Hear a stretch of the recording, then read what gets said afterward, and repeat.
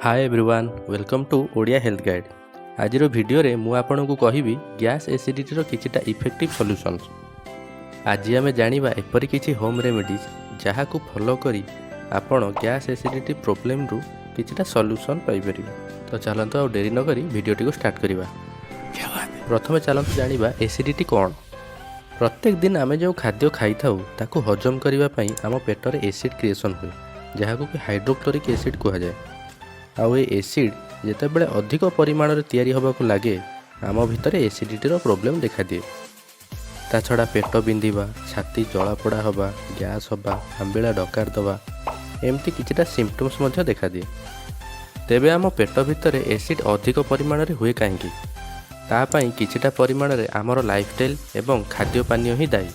जो मैंने साधारणतः ऑयली फूड स्पाइसी फूड खाइबाकू भल पाती सेमानक भितर एसिडिटी होबार चांसेस अधिक।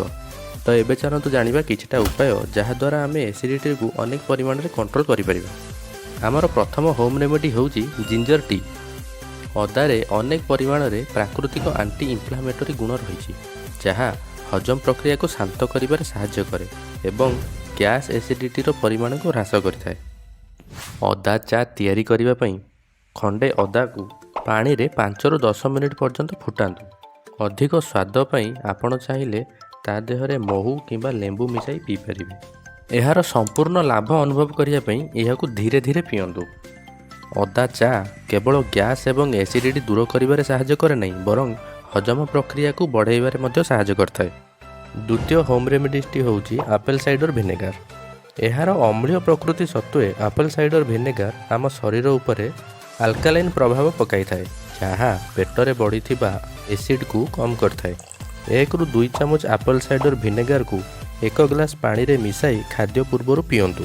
यह गैस एवं एसिडिटी रोकबारे सहायता करथाए। मैक्सिमम बेनिफिट पाई सर्वदा र एवं अनफिल्टर्ड एप्पल साइडर विनेगार ही यूज करंतु। तृतीय होम रेमेडीटी होउची पानमधुरी।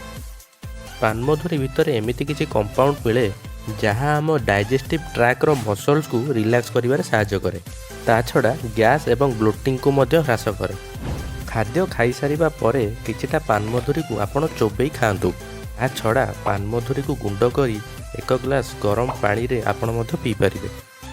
पानमधुरी केवल आपणकर डाइजेशन को ठीक करे नहीं, यह किछि परिमाण रे पेटर कष्ट को मध्य दूर करथाय।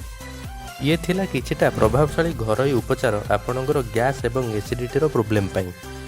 तेबे से जिंजर टी हेउ, एप्पल साइडर विनेगार हेउ किंबा पानमधुरी हेउ, यही किछि होम रेमेडीज को आपण नित्यदिन जीवन रे व्यवहार करने द्वारा बहुत परिमाण में आपणकर डाइजेस्टिव इश्यू एवं एसिडिटी को कंट्रोल करिपरिबे।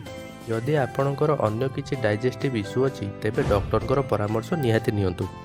तो बहुत बहुत धन्यवाद।